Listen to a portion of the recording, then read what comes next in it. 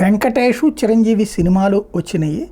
అట్లాగే మల్లాది వెంకటకృష్ణమూర్తి గారిదో లేకపోతే కనుక ఎండమూరి గారిదో కానీ నేను నా 10th క్లాస్ అప్పుడు మా నాన్న మామూలుగా అయితే నాన్నకి డిటెక్టివ్లు చదవడం అలవాటు, నవల్స్ చదవడం అలవాటు.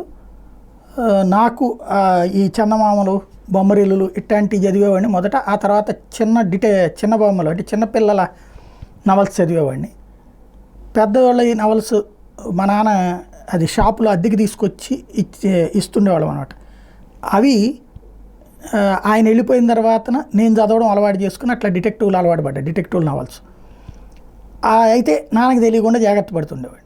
అయితే నేను చదువుతుంటానని తెలుసు ఇంట్లో మా అమ్మకి, కాబట్టి అమ్మ ఎప్పుడో నాన్న చెప్పండి.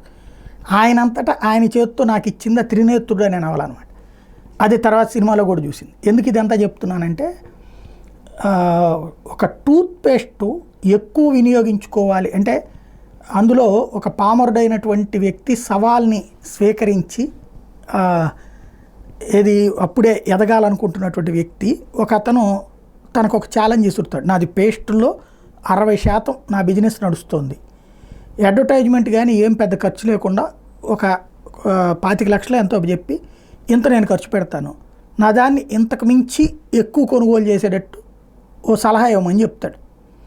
అప్పుడు దాంట్లో చెప్పబడే ఆయన పెట్టినటువంటి కథనం ఏంటంటే, టూత్పేస్ట్ బయటికి వచ్చేటటువంటి మూత ఉంటుంది కదా, అది పెద్దది పెట్టండి. అది పెద్దది పెడితే ఆటోమేటిక్గా మీకు ఎక్కువ సేల్స్ అవుతాయి. మీరు చెప్పిన 25 లక్షల్లో ఇది 8-10 లక్షలకు మించి అవ్వదు ఆ మిషన్స్ కానివి అని చెప్తాడు. అదేంటి దాంట్లో స్పెషాలిటీ అంటే, పెద్ద మూత పెట్టినప్పుడు ఒకసారి నొక్కినప్పుడు మామూలుగా వచ్చేదానికంటే ఎక్కువ పేస్ట్ వస్తుంది. తద్వారా నెల రోజులు వాడే పేస్టు ఓ 10 రోజులు తగ్గుతుంది. కాబట్టి మీకు పేస్ట్ సేల్స్ ఎక్కువ అవుతాయి. అది వినియోగదారుడికి కూడా అర్థం కాదు, కూల్గా జరిగిపోతుంది అంటాడు. అది మార్కెటింగ్ టెక్నిక్ అనమాట. అట్లాంటిది ఇప్పుడు ఎందుకు చెప్పాల్సి వస్తుందంటే, మన కళ్ళ ఎదురుగుండా మనకి జరిగిపోయేది.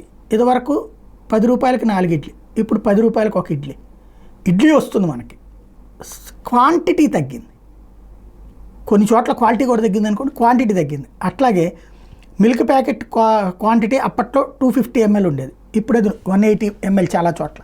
మనం 1/2 లీటర్ అని అడిగితే ఇచ్చేస్తారు, కానీ అది 420 ml ఉంటుంది. అలాగే కొబ్బరి బోండం వాటర్ క్వాంటిటీ ఒకప్పుడు లీటర్ అంటే లీటర్ బాటిల్, ఇప్పుడు 700 ml ఇస్తున్నారు. అట్లాగే సిమ్ వ్యాలిడిటీ ఒకప్పుడు 30 రోజులకు ఉండేది, ఇప్పుడు 28 రోజులకే.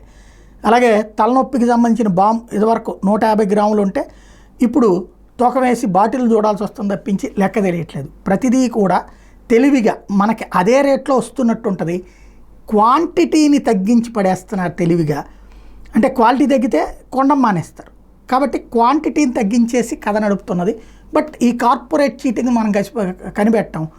ప్రతి రూపాయి లెక్కేసుకుంటే కొన్ని 100 కోట్లు 1000 కోట్లు అలాగే సంపాదిస్తారు.